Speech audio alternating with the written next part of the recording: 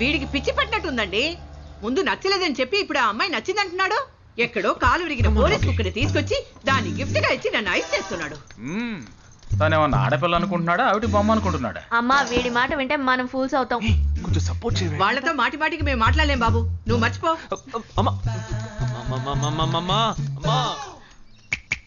ఏంటి ఎగతాళిగా ఉందా? ఆ రోజు నచ్చలేదన్నాడు, ఇవాళ నచ్చానంటున్నాడు. తాళి కట్టిన తర్వాత నాతో ముచ్చట పడి నచ్చలేదంటాడు. ఓకేనా? నేను చెప్పేది విను. ఒక అబ్బాయి ప్రపోజ్ చేస్తే first I love you two అని లవ్ చేసి చూడాలి. ఒకవేళ నచ్చకపోతే బ్రేకప్ చేసుకుంటే పోయే. కానీ కాదని ముందు చక్కగా ఆలోచించి చెప్పాలి. ఈ వయసు వయ్యారం ఉన్నంత కాలమేనే అబ్బాయిలు మన చుట్టూ తిరిగేది. కొన్నేళ్లయ్యాక మనము అమ్మలకు మళ్ళీనే మనకే ఒళ్ళొచ్చేస్తుంది. అమ్మాయిలు వద్దు అని చెప్పే ముందు ఒక్కసారి వాళ్ళ అమ్మల్ని గుర్తు తెచ్చుకుంటే మంచిది. అదంతా నాకు అనవసరం. నేను జిమ్కి పోయి కరెక్ట్గా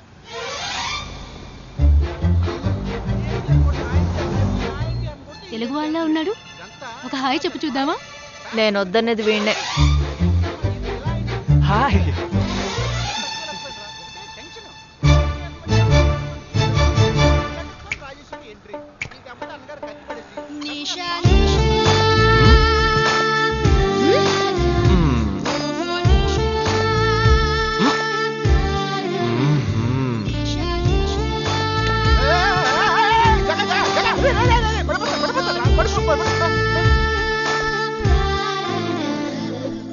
ఏంటి జంతికలేస్తున్నాడు?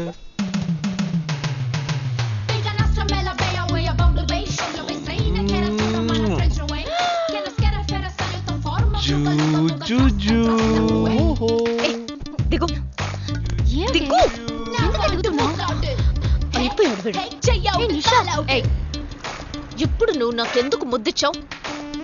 నేను అది నేను నా అద్దానికేగా ముద్దిచ్చింది. ఇది నా అద్దం.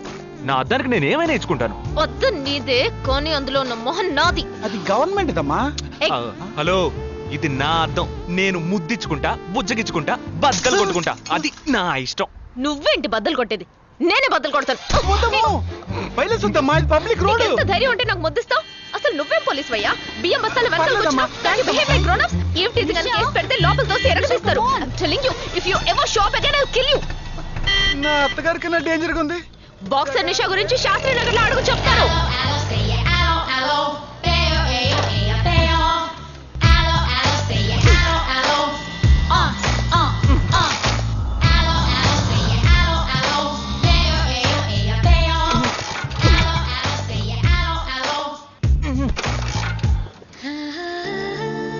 నువ్వు చూసినప్పుడే అమ్మాయి నచ్చిందని చెప్పుంటే నా బైక్ అద్దం పగలేదు కాదు కదరా.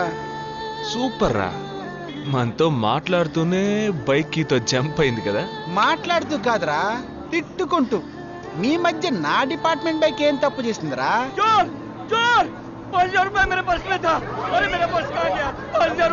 घबराओ मत, घबराओ मत, घबराओ मत. चोर बस में ही होगा. मैं पुलिस वाला हूँ. हम दोनों पुलिस वाला हैं. सबको चेक करेंगे, पता चल जाएगा. Wait wait wait. ड्राइवर, बस को रुको.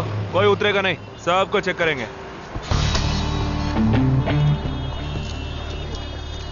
बालाजी, ఎవరిని వదలకుండా చెక్ చేయి. నేను వెనకాల చెక్ చేస్తాను. एक एक करके नीचे आओ. चला एक एक करो. खालिया चलिए सब, एक एक करके नीचे आइए. आइए. मैंने क्या किया सर? थांबा थांबा, एक एक करो. अरे वो मेरा पर्स है सर.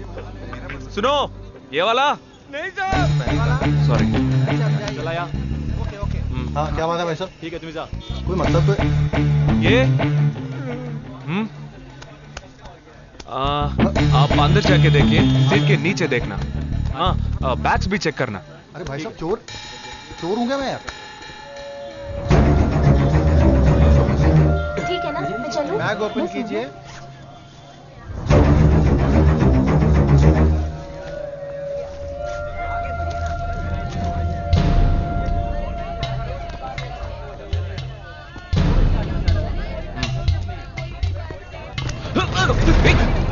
हाँ, पर्स को चोरी करके मेरा पर्स. దొంగ వీడారా?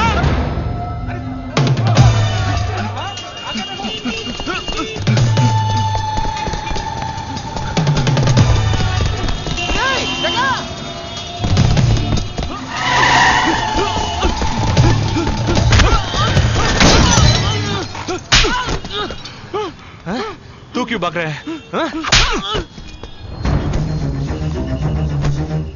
क्यों? हाँ? क्यों भाग रहे हैं?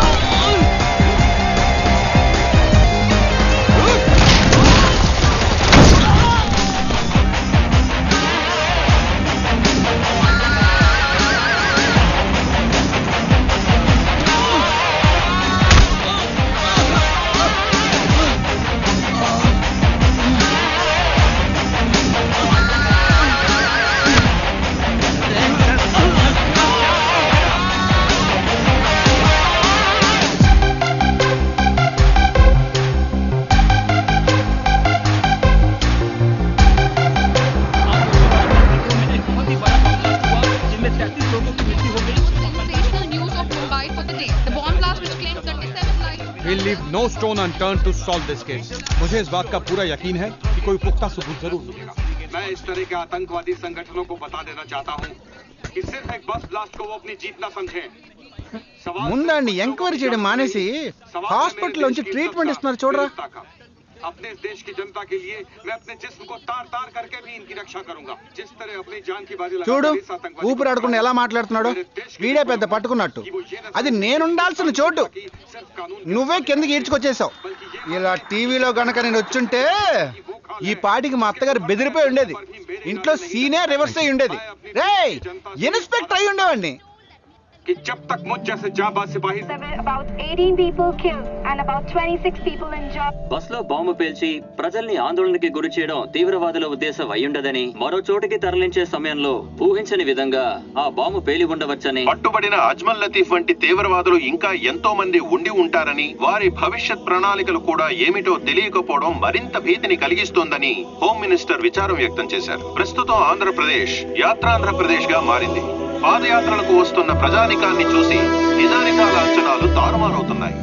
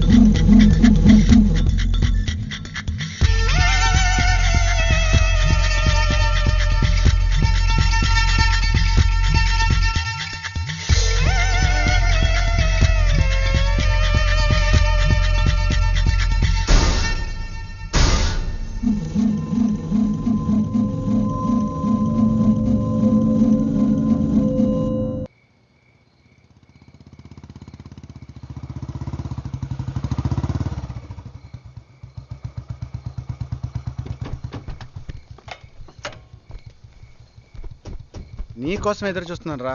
ఏ లోపల పద చెప్తాను.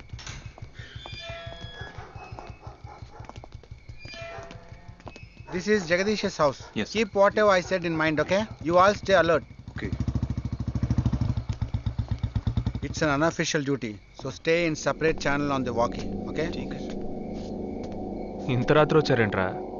వీళ్ళందరూ నాతో వర్క్ చేస్తున్న వాళ్ళు, ఆఫ్ డ్యూటీలో ఉన్నారు.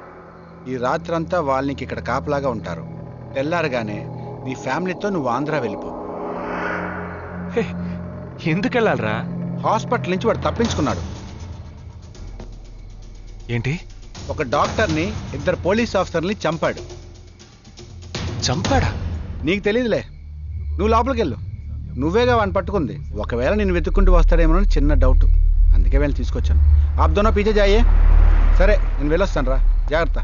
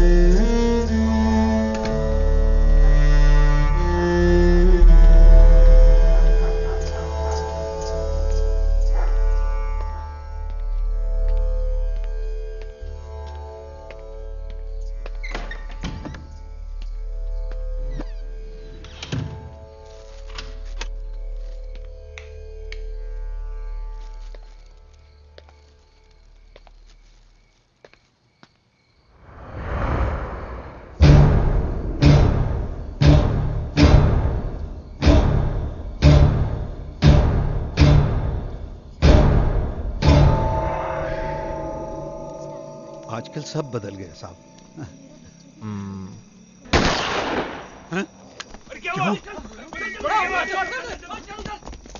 जल्दी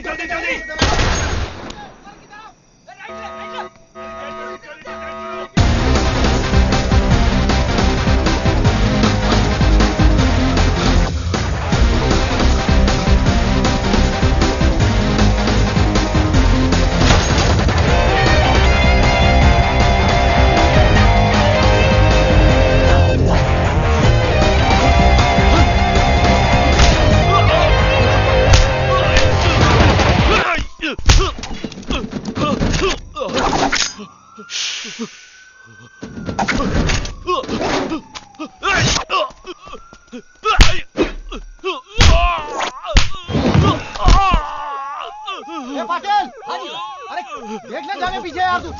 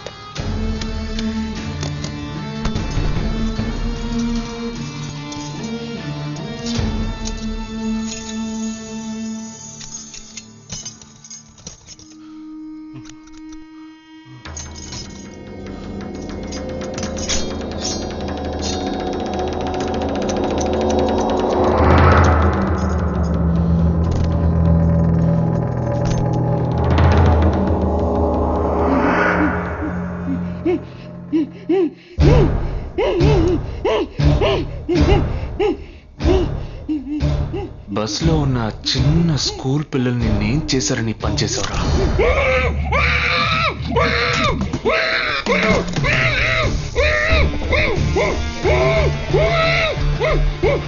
నేనేమి అడగకుండా వేలెందుకు కట్ చేశానో చెప్పనా? ఇప్పుడు ఒక ప్రశ్న అడగబోతున్నాను, దానికి సమాధానం చెప్పకపోతే ఏం జరుగుతుందో నువ్వు తెలుసుకుంటావా?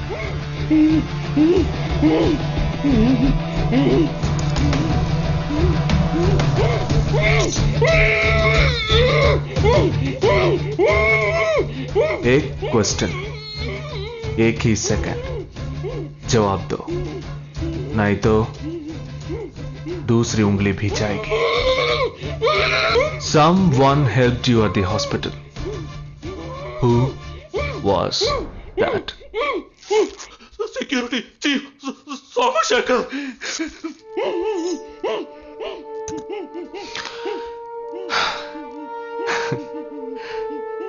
That's it. So simple.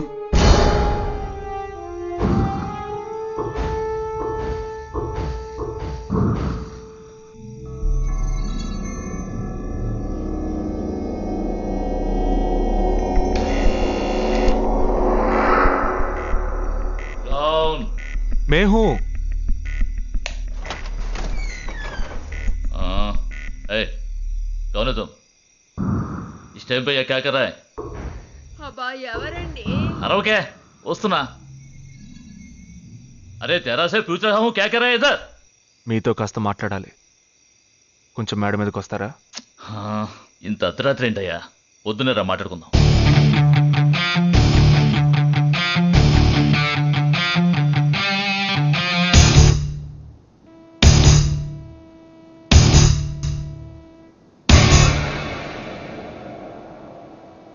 నువ్వు తప్పించిన వాడు ఇప్పుడు మా ఇంట్లోనే గెస్ట్గా ఉన్నాడు. సారీ, నేనెవరో చెప్పలేదు కదా. నా పేరు జగదీష్, ఇండియన్ ఆర్మీ. కానీ నేను అది మాత్రమే కాదు, DIA, డిఫెన్స్ ఇంటెలిజెన్స్ ఏజెన్సీలో వన్ ఆఫ్ ది స్పెషలిస్ట్, మిలిటరీలో సీక్రెట్ ఏజెంట్. ఈ విషయం నాతో వర్క్ చేసే వాళ్ళకి, నా ఫ్రెండ్స్కి, అంతెందుకు నా ఫ్యామిలీ కూడా తెలియదు. మరి ఇదంతా నీతో ఎందుకు చెప్తున్నాను అనుకుంటున్నావా? నువ్వు ప్రాణాలతో ఉండబోయేది లేదుగా. మేము క్యాంపులో ఉండేటప్పుడు ఆ దేశం వాళ్ళు మమ్మల్ని కాల్చడం, మేం తిరిగి వాళ్ళని కాల్చడం అప్పుడప్పుడు జరుగుతూ ఉంటుంది. ఒకరోజు మా క్యాంప్లో రవి అనే ఒక అతను, అతనిది మన రాష్ట్రమే, సడన్గా అదృశ్యమయ్యాడు. 7 రోజులు ఎంత వెతికినా దొరకలేదు. 8వ రోజు దొరికాడు. పాపం వాళ్ళ క్యాంపులో చిక్కుకొని ఉంటాడు. వాడిని 7 రోజులు చిత్రహింసలు పెట్టి వాడి కళ్ళు 2 పీకేసి ఈ బియర్ బాటిల్ ఉందే, బియర్ బాటిల్, దాన్ని కింద నుంచి లోపలికి, మొత్తం లోపలికి తోసేసి పగలు కొట్టేశారు. మేమే వాళ్ళ ఇంటికి వెళ్ళి ఆ బాడీని అప్పగించొచ్చాం. తల్లి గుండెలు బాదుకుంటోంది, తండ్రి ఏడుస్తున్నాడు, అక్క చెల్లెళ్ళు కన్నీళ్లు కారుస్తున్నారు.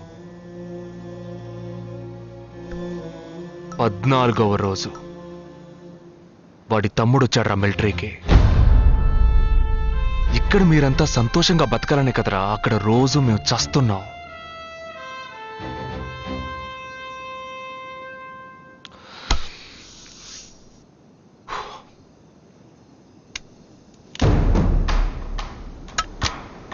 ఇది లోకల్ మేడ్ గన్,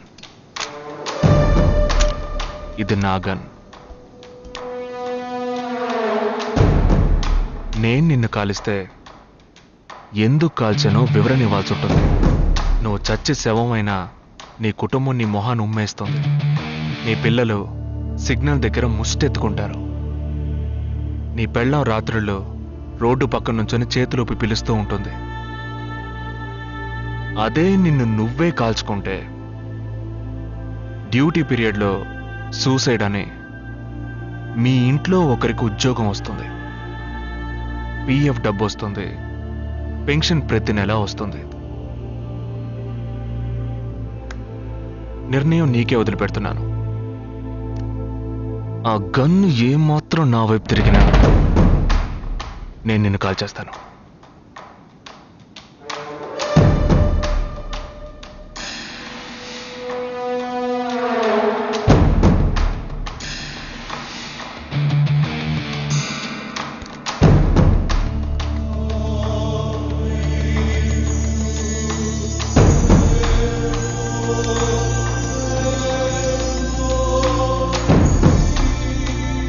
పెద్ద ప్రమాదంలో అడుగు పెట్టావు.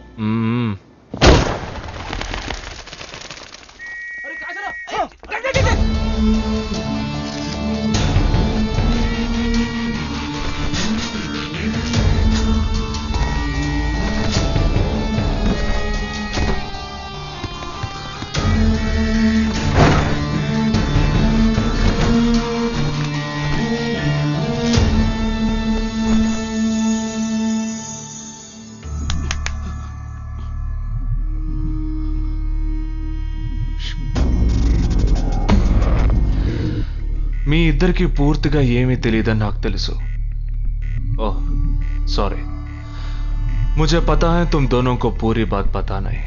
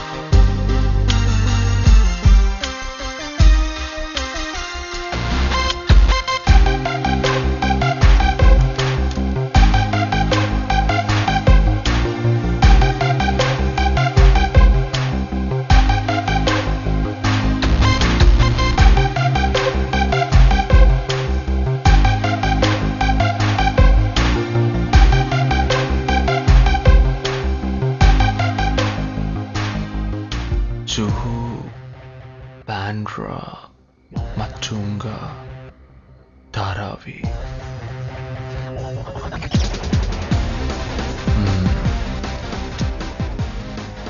ముంబై సిటీలో 12 చోట్ల అటాక్.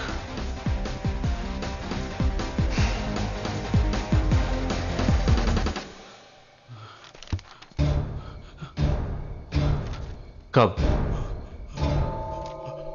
27th.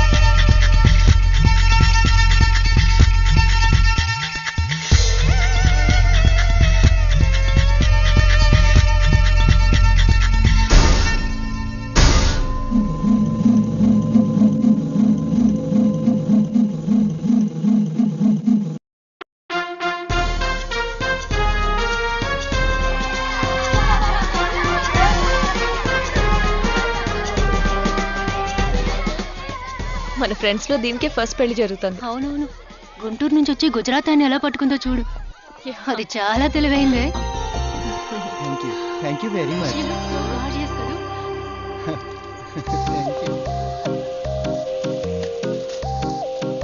సిగ్గు చూడు. Thank you. Hi, congratulations. Hey wow, thank you. Hi thank you. నాకు చిన్న డౌటే. డౌటా? ఏంటి? ప్లీజ్ ప్లీజ్ ప్లీజ్ 5 నిమిషాలు అట్రావే. ఈ నొదిలేసి ఎలా రాను? ప్లీజ్, నాకు తల పగిలేట్టుంది. Sorry, excuse me, 1 minute.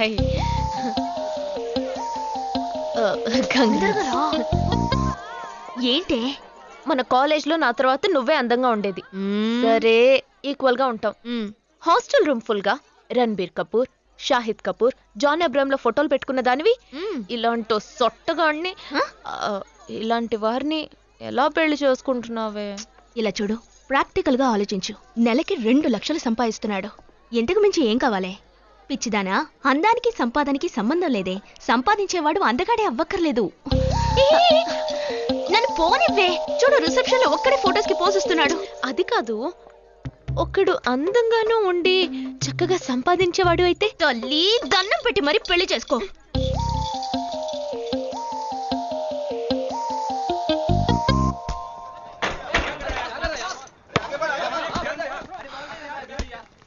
ఏంట్రా అలా ఉన్నావు? ఒక విషయం గురించి ఎంతో ఆలోచిస్తున్నాను రా, సరైన సమాధానం చిక్కట్లేదు. ఏంటో చెప్పు, నాకు చిక్కుతుందేమో చూద్దాం. పోలీసు నా వల్లే కావట్లేదు. ఈయన వచ్చాడండి పెద్ద. పోలీసు వాళ్ళకి మిలిటరీ వాళ్ళకి ఉన్న తేడా ఏంటో చెప్పనా? వాళ్ళు ఎవరు బుద్ధిని ఉపయోగించాల్సిన అవసరం లేదు. అటెన్షన్ అంటే కాలు కలపడం, స్టాండర్డీస్ అంటే కాలు విడదీయడం, షూట్ అంటే దడ కాల్చి పారేయడం.